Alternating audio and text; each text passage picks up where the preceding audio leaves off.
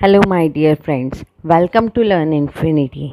आज हम लोग इंग्लिश का नया लेसन स्टार्ट करेंगे। Lesson number 2, Nelson Mandela a long walk to freedom. ये लेसन का नाम है a long walk to freedom और एक्चुअली इसके जो ऑथर है वो है नेल्सन मंडेला। नेल्सन मंडेला ने खुद ये स्टोरी लिखी है और हम इसे स्टोरी नहीं बोल सकते, एक्चुअली ये ऑटोबायोग्राफी है। ऑटोबायोग्राफी यानी उन्होंने खुद का रिव्यूज़ इसमें लिखा है, यानी खुद के बारे में पूरी डिस्क्रिप्शन उन्होंने हमको यहाँ पर दी है, इसलिए इसे बोला जा रहा है ऑटोबायोग्राफी। हम ये पढ़ने के पहले मैं आप लोगों को एक बात बताना चाहती हूँ कि जिनके बारे में हम लोग पढ़ने वाले हैं नेल्सन मंडेला, इन्होंने ऑलमोस्ट 30 ईयर्स तक जेल के अंदर रहे हैं। जेल में काटी इन्होंने अपनी 30 ईयर्स की लाइफ। तो कैन यू बिलीव इट, आपके माइंड में यही चल रहा होगा, are you highly thinking about this कि फिर हम इस इंसान के बारे में क्यों पढ़ रहे हैं। तो अभी हम लोग इनके बारे में क्यों पढ़ रहे हैं आगे देखते हैं, और साथ ही ये इनकी ऑटोबायोग्राफी है, लेकिन आप लोगों के लिए एक बहुत अच्छा मोटिवेशनल स्टोरी है। इसको पॉजिटिवली स्टोरी में पढ़िए, मोटिवेट करिए अपने आप को, बहुत अच्छी है और हिस्ट्री है ऑलरेडी ये, तो हमें अपने हिस्ट्री के बारे में जानना भी चाहिए, नॉलेज भी रहना चाहिए। तो देखिए नेल्सन मंडेला, फर्स्टली मैं आपको एक ओवरऑल इनका इंट्रोडक्शन टाइप देना चाहूँगी, उसके बाद में हम यहाँ स्टार्ट करेंगे। तो जो नेल्सन मंडेला है, हम उनके बारे में क्यों पढ़ रहे हैं, क्योंकि Nelson Mandela first black president of south Africa, south Africa के फर्स्ट ब्लैक प्रेसिडेंट रहे हैं ये। अब आपके दिमाग में चल रहा होगा प्रेसिडेंट तो सुना है, हाँ ब्लैक प्रेसिडेंट क्या है। कई लोगों ने नेल्सन मंडेला का नाम सुना होगा, कई लोगों ने नहीं सुना होगा, फर्स्ट टाइम सुन रहे होंगे। तो ये सारी क्वेरीज आप लोगों की इस चैप्टर में क्लियर हो जाएगी। इसके हम लोग 2 से 3 पार्ट्स में ये लेसन पढ़ेंगे। पूरे पार्ट्स को कंटिन्यू रखने के लिए और पूरे पार्ट्स का फुल नॉलेज लेने के लिए ये चैनल को आज ही सब्सक्राइब करें। चलिए आगे देखते हैं कि this is name of Mandela's autobiographical book. ये जो बुक का नाम दिया है ये ऑटोबायोग्राफिकल बुक है नेल्सन मंडेला की, और ये कैसा है, a long walk to freedom.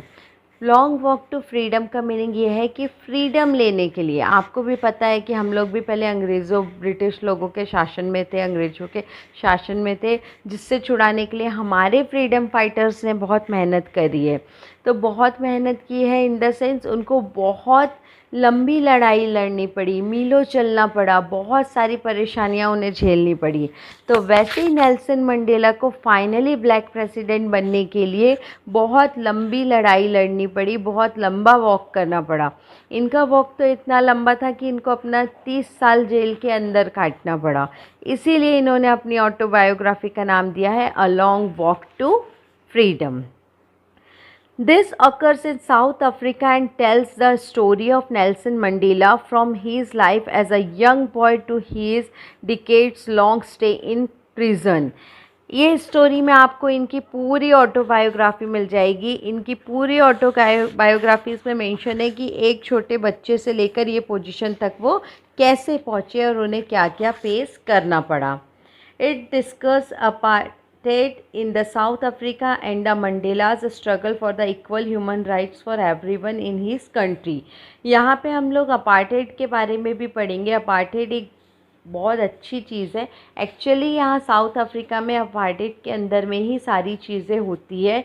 आप लोगों को ये भी समझ में आएगा क्या है, इसको आप एक रूल बोल सकते हैं, एक प्रिज्म बोल सकते हैं। हम आपको आगे में दिखाएंगे कि ये क्या है पूरी डिटेल्स के साथ। Nelson Mandela's early life is focused on as he struggled for the equal treatment of black people in his country. The story does not focus on grim details, but it make clear the struggles faced by so many. देखिए ये story क्या है, आपको जैसे बता दूं मैं, हमने शुरू से अपनी हिस्ट्री में पढ़ते आए हैं और सुनते आए हैं। हमारे यहाँ पे कास्ट सिस्टम बहुत है, कास्ट सिस्टम के लिए लड़ाई होती थी। ब्रिटिश के ज़माने में भी इंडियन ब्रिटिश के लिए लड़ाई होती थी, कास्ट सिस्टम के लिए लड़ाई होती थी।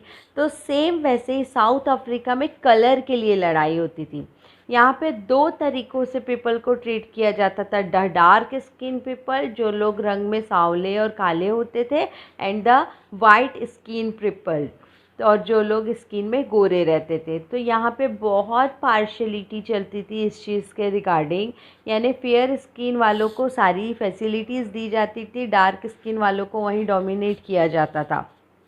तो इस चीज़ में इनकी बहुत लंबी लड़ाई चलते आई है, और ये लड़ाई में बहुत अच्छे तरीके से अपने दिमाग से, सूझबूझ से काम लेने वाले पर्सन थे नेल्सन मंडेला। आपको पता है इतनी बड़ी लड़ाई कोई भी इंसान अकेले नहीं लड़ सकता, तो यहाँ पे भी उनका टीम वर्क था, उनके साथ पूरी टीम थी, उनकी खुद की कमिटीज़ थी, उनके मेंबर्स थे, उनके खुद की पार्टी थी। ये सारी चीज़ें हम चैप्टर में क्लियर करेंगे। As it is apparent from the autobiography, this chapter is the first person and detail event from Nelson Mandela's perspectives. यहाँ पे यही बताया है कि नेल्सन मंडेला फाइनली अचीवमेंट पे कब पहुँचे। हम तो बहुत जल्दी अचीवमेंट पा लेते हैं, हमारे उसमें क्या होता है, हम लोग क्या सोचते हैं, अरे मैथ्स में कम मार्क्स मिले, बोरिंग सब्जेक्ट है, कितना ही पढ़ लो कम मार्क्स मिलते हैं, हमारा इंटरेस्ट तुरंत मैथ सब्जेक्ट से हट जाता है। सपोज़ इंग्लिश में कम मार्क्स मिले, सेम मेंटलिटी रहती है हमारी, हम लोग और आगे फोकस करना, उस चीज़ के पीछे हार्ड वर्क करना, ये नहीं सोचते हैं। बट होते हैं ऐसे कुछ 5% स्टूडेंट जो इस चीज़ पे वर्क करते, दे गॉट मेरिट रिजल्ट, उन्हीं का रिज़ल्ट बहुत अच्छा आता है।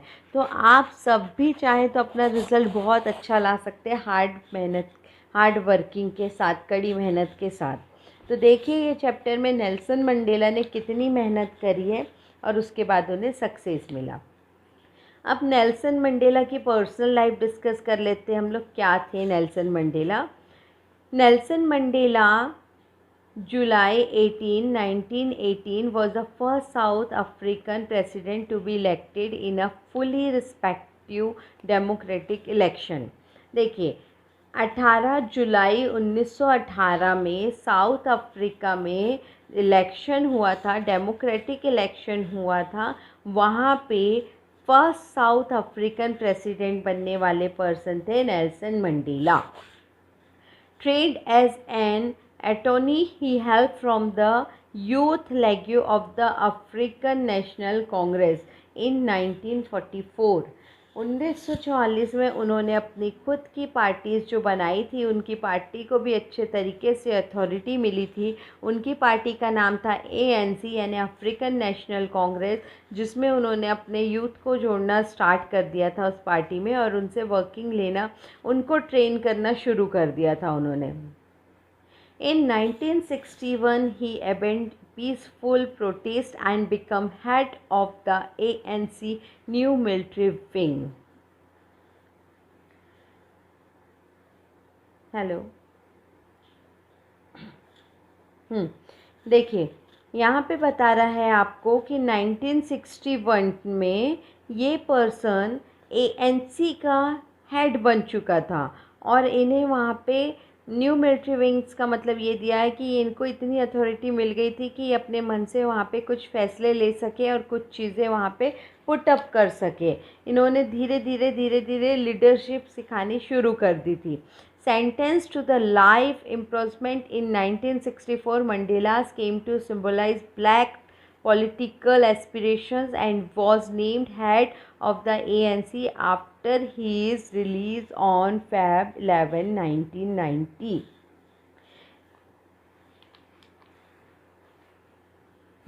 तो यहाँ पे ये था कि देखिए वो कब से उन्होंने स्टार्ट की अपनी लड़ाई, जब से वो पैदा हुए तब से उन्होंने अपना बिल्कुल, जब से वो मैच्योर हुए तब से उन्होंने इसी चीज़ पे फोकस करते गए, फोकस करते करते फाइनली उनको जो एक जीत मिलना हासिल हुई, वो पहुँचे वो 1990 में, यानी 1918 से उन्होंने शुरू करा, तब जाके उन्हें 1990 में जाके कुछ मिला।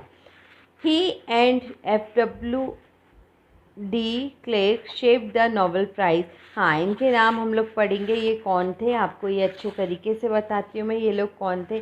कोई भी, जो मैंने आपको स्टार्टिंग में ही बताया कि कोई भी पर्सन अकेले लड़ाई नहीं लड़ सकता, उन्हें साथ की ज़रूरत होती है। तो नेल्सन मंडेला का बहुत अच्छे तरीके से साथ देने वाले 2 पर्सन थे। जब स्पीच हुई उनकी, तो उनकी स्पीच में उन्होंने बताया है, आपको दोनों के नाम बताऊंगी मैं। जो एक थे वो प्रेसिडेंट थे, सेकंड डिप्यूटी के ऑफ प्रेसिडेंट थे, जिनका नाम था मिस्टर डी के क्लॉक। और जो सेकंड पर्सन थे उनका नाम था मैरी थेमुल। ये देखते हैं हम लोग, इनके बारे में भी आगे पढ़ेंगे। उसके बाद में हम लोग देखते हैं कि आफ्टर द एएनसी विक्ट्री, जब एएनसी को विक्ट्री मिली तो फिर 1994 में एक और इलेक्शन हुआ था। ये फाइनल इलेक्शन था मंडेला के लिए, जिसमें मंडेला को जीत हासिल हुई थी। ये सारी चीज़ें अपार्टहेड के अंडर में शुरू थी, अपार्टहेड में चल रही थी, और यहाँ पे उनको जीत मिली थी। पूरे 400 सीट थे, 400 सीट में से 252 सीट से जीत मिली थी नेल्सन मंडेला को। अब ये उनके लिए बहुत बड़ा अचीवमेंट था, ये उनके लिए एकदम बड़ा अचीवमेंट था, बहुत ज़ोरदार अचीवमेंट था उनके लिए। इसीलिए उनके लिए एक बहुत बड़ी पार्टी ऑर्गेनाइज़ की गई थी। Party in the sense conference meeting type का था वो।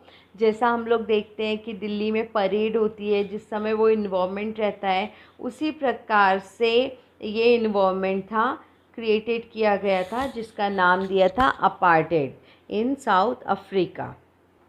एपेटिट एपेटाइट के बारे में आप लोगों को एकदम डिटेल्स में बताना चाहती हूँ मैं। एपेटाइट क्या है? ये एक पॉलिटिकल सिस्टम है।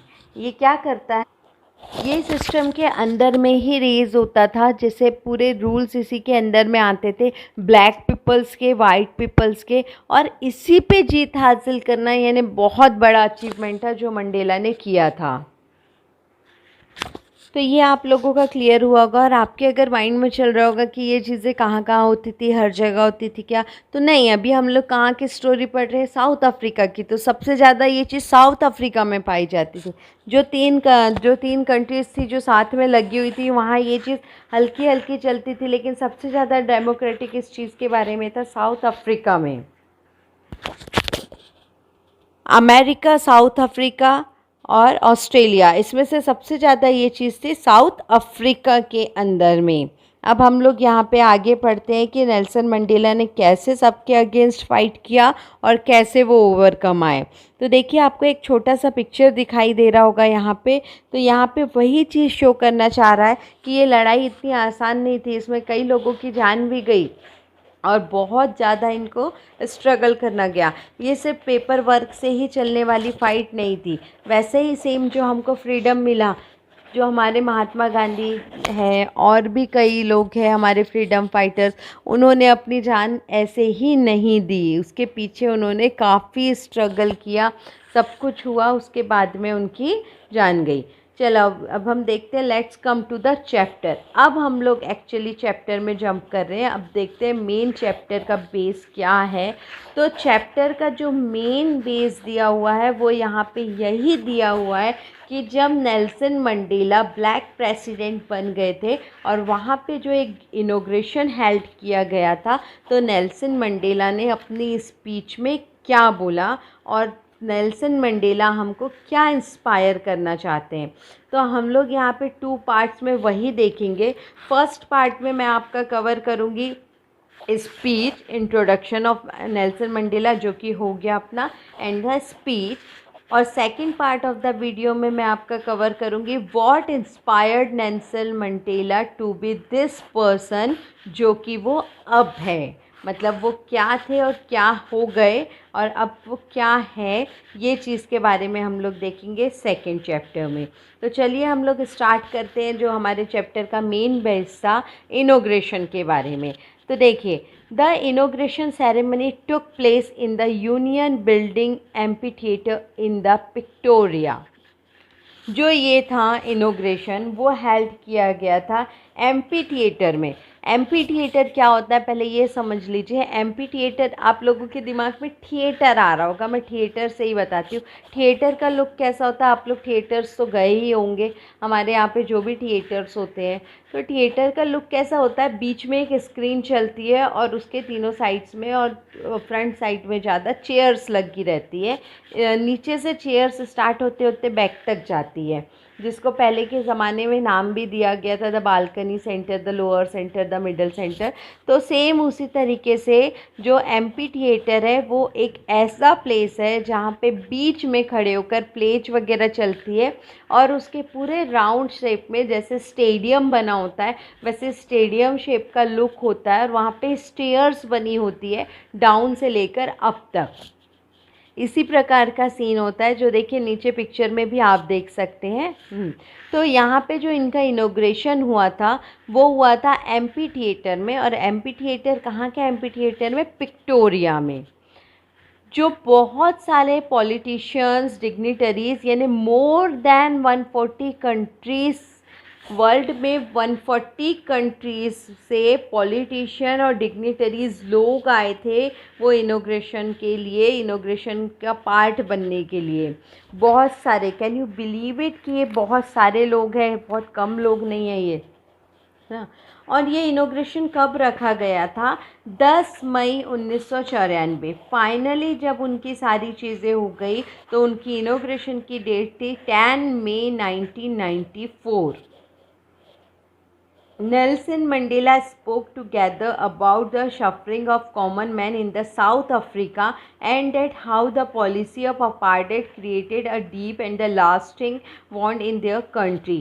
देखिए नेल्सन मंडेला ने यहाँ पे यही बताया है कि उन्होंने कैसे अपनी लाइफ इस चीज़ के पीछे और इस पॉलिसी को सुधारने के पीछे लगा दी, अपार्टेड के पीछे लगा दी, और कैसे उनकी कंट्री ने कितना घायल किया, उस चीज़ ने इनकी कंट्री को कितना लॉस में पहुंचाया, वो सारी चीज़ें नेल्सन मंडेला ने यहाँ डिस्क्राइब की है।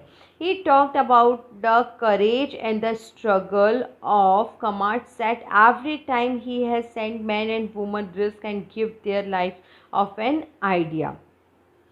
इन्होंने यही बताया कि इनका समय इतना स्ट्रगलफुल रहा है कि ये जो भी अपने मेंबर्स को रेडी करते थे, चाहे वो मैन हो या वुमेंस हो, जब भी वो कुछ पार्ट्स के लिए आगे बढ़ते थे या जब भी वो अपना स्टेप आगे लेते थे, तो उनके जीवन का, उनके लाइफ का कोई भरोसा नहीं रहता था कि वो वापस घर आएंगे कि नहीं, और ऑलमोस्ट यही होता था कि उन लोगों के साथ कुछ ना कुछ गलत किया जाता था।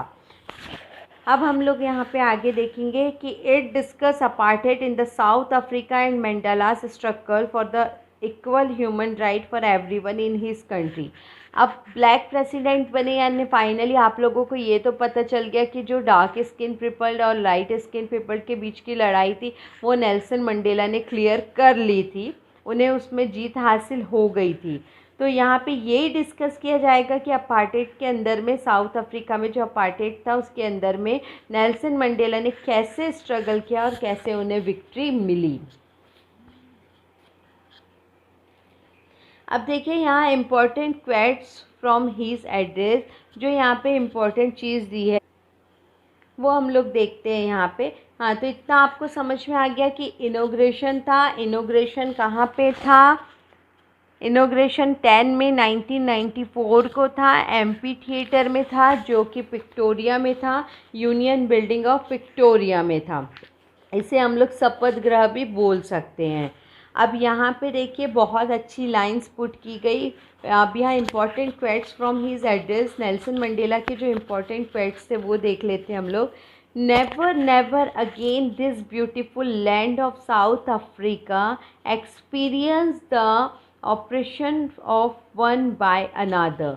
नेल्सन मंडेला एकदम क्लियर यही बोलना चाहते हैं कि ऐसा कभी नहीं होना चाहिए दोबारा हमारे साउथ अफ्रीका में, क्योंकि ये जो चीज़ थी, ये जो लड़ाई थी, जो हमको एक्सपीरियंस मिला, ये बहुत ही बुरा एक्सपीरियंस था। It was not born with a hunger to be free, I was born free. ठीक है, हमको सिर्फ इतना फ्रीडम नहीं चाहिए था कि हम अपनी भूख मिटा सके, हमको एक्चुअल में फ्रीडम चाहिए था, फ्री चाहिए थे हम, free in every way that I could know. हम इतना फ्रीडम हो चाहते थे और हम इतना फ्री होना चाहते थे कि हम अपने मन से सारी चीज़ें कर सकें, अपने डिसीज़न ले सकें, और कोई भी पर्सन हो वो इतना ही फ्रीडम चाहेगा। अभी आप लोगों से अगर मैं क्वेश्चन करना चाहूँ, आप लोगों की फैमिली आपके ऊपर सिर्फ 2% 5% के रूल्स लगाना चाहती है, और आपको वो 5% के रूल्स भी 95% के रूल्स लगते हैं, और आप उसी रूल्स के लिए, उस 5% के रूल्स के लिए घर में ही नेल्सन मंडेला से ज़्यादा फाइट कर लेते हैं। It was only when I began to learn that my boyhood freedom was a illusion। वही वो बोलना चाह रहे हैं कि मैं इतना चाहता था और आज मैंने वो सक्सीड कर लिया कि मैं अपने कंट्री के यानी साउथ अफ्रीका के हर एक जन को फ्री देखना चाहता था। It was this desire for the freedom of my people to live their lives with dignity and self-respect that admitted my life। मेरे जीवन का एक ही तथ्य था, मेरे जीवन की एक ही कामना थी कि मैं इतना फ्रीडम लाऊं अपनी कंट्री में कि मेरे देश का, मेरी कंट्री का हर एक पर्सन डिग्निटी और सेल्फ रिस्पेक्ट के साथ अपनी ज़िंदगी जी सके। I am not truly free if I am talking away someone else freedom। मैं सिर्फ एक व्यक्ति के फ्रीडम के बारे में सोचूं मैं ट्रूली नहीं कहलाऊंगा। Just as surely I am not free when my freedom is taken from me। The oppressor and oppressed alike are robbed their humanity। अगर मैं फ्रीडम भी बोलूँ और मैं अपने फ्रीडम की भी बात करूँ और दूसरी ही तरफ ह्यूमनिटी को रॉब किया जाएगा, तो this is not a type of freedom. मुझे कंप्लीट फ्रीडम चाहिए, मुझे रूल्स चाहिए, बट ऐसे rules, the rules which is good for the people, which are not dominated to peoples. In life every man has twin obligations. Yes, this is correct. आपने देखा होगा हर इंसान की लाइफ में दो प्रकार के ऑब्लिगेशंस होते हैं। एक तो होती है उनकी ओन फैमिली और दूसरा होता है उनका human society. Human society it means, हम लोग अगर एक एग्ज़ाम्पल देती हूँ, जैसे मैं एक आपको, तो एक एग्ज़ाम्पल के थ्रू हम लोग बात करें कि जो एक पर्सन होता है, अगर हमको वो दिखाई दे रहा है कि वो ऑफिस में वेल मैनर्ड में जा रहा है, कोट पहन रहा है, every time he having boot coat with the tie, always using hanky, तो कैन यू बिलीव इट कि वो पर्सन सेम वैसा ही घर में भी रहता होगा? No, that's very opposite. ऐसा पर्सन घर में फ्री रहना चाहता है, वो नहीं रहना चाहता घर में इस तरीके से कि वह वेल अप टू डेट पड़े और every time he should be in the manners, क्योंकि हर एक व्यक्ति अपनी लाइफ खुद से जीना चाहता है। तो वैसे ही ऑब्लिगेशंस यहाँ पे दिए गए हैं कि हर एक व्यक्ति के लाइफ में दो प्रकार के ऑब्लिगेशंस होते हैं, कि एक वो जो वो अपना प्रोफेशनल लाइफ जीना चाहता है और दूसरा ये कि वो अपना पर्सनल लाइफ जीना चाहता है। बट इन अ कंट्री, लेकिन जो कंट्री होती है, जैसे साउथ अफ्रीका का देखा हमने, तो ये बहुत ही इम्पॉसिबल था उस समय मैन के लिए कि जब वो बर्थ होता था, जैसे ही मैन का बर्थ होता था, पर्सन का बर्थ होता था, सबसे पहले उसका कलर देखा जाता था और कलर के हिसाब से ऑब्लिगेशंस लगाने शुरू हो जाते थे। In South Africa, man of the colour who attempted to life a human being was punished and isolated. और फिर कलर के अकॉर्डिंगली उनके साथ बुरा व्यवहार किया जाता था, पनिशमेंट दिया जाता था, आइसोलेट किया जाता था। A man who tried to fulfil his duty to the his people was inwardly ripped from the family and his home and was forced to live a life apart. A twilight exists the secretary and the rebellion. A South African man of the color who attempts as a life as a human being was punished and isolated। तो same ये चीज़ देखा कि बहुत बुरे तरीके से उनको, देखो आपको नीचे पिक्चर देख के भी अगर कुछ समझ आ रहा होगा तो उन्हें कितना बुरा ट्रीटमेंट मिलता था। और इस बुरे ट्रीटमेंट के लिए फाइनली हमारे नेल्सन मंडेला ने लड़ाई करी थी, उन्होंने जीत भी हासिल किया था। ये तो थी उनकी कि उन्होंने कैसे लड़ाई करी, उन्होंने कैसे जीत मिली, है ना। I did not at the beginning choose to choose to place my people above my family, but in attempting to the service my people, I found that I was prevented from fulfilling my obligations as a son, a brother, a father and a husband. वो ये चाह रहा था कि मेरी country का हर एक person, हर एक फैमिली इस चीज़ से बाहर निकले। मैं उस फैमिली से रिश्ता जोड़ना चाहता हूँ, अपनाकर उन्हें अलग करना चाहता हूँ, चाहे मैं उन्हें उनका एज अ सन रहूँ, एज अ ब्रदर रहूँ, एज अ फादर रहूँ एंड एज अ हस्बैंड रहूँ। अब हम लोग डायरेक्ट बात कर लेते हैं उस स्पीच की जिसके लिए हमने ये पार्ट 1 बनाया और जिसके लिए आपकी बुक में चैप्टर बनाया। तो वो स्पीच की बात करते हैं हम लोग। देखिए, वो स्पीच का इंट्रोडक्शन दे दूं पहले मैं आपको। वो स्पीच में जो थे वो एज अ पोडियम 2 पर्सन थे। आपको पता है एक ही पर्सन हैंडल नहीं कर सकता पूरा इनॉग्रेशन, तो यहाँ पे 2 पर्सन थे जिसके बारे में हमने पहले भी बात करी। The second deputy president and the deputy president थे मिस्टर डी क्लॉर्क एंड द मेजोली। इन्होंने वहाँ पे बहुत अच्छा हैंडल अप किया। थर्ड डिप्यूटी प्रेसिडेंट और second deputy president and finally first deputy president जो थे वो थे नेल्सन मंडेला। नेल्सन मंडेला का बहुत अच्छे तरीके से साथ देने वाली, सपोर्ट करने वाली उनकी खुद की डॉटर थी जिसका नाम था विनानी।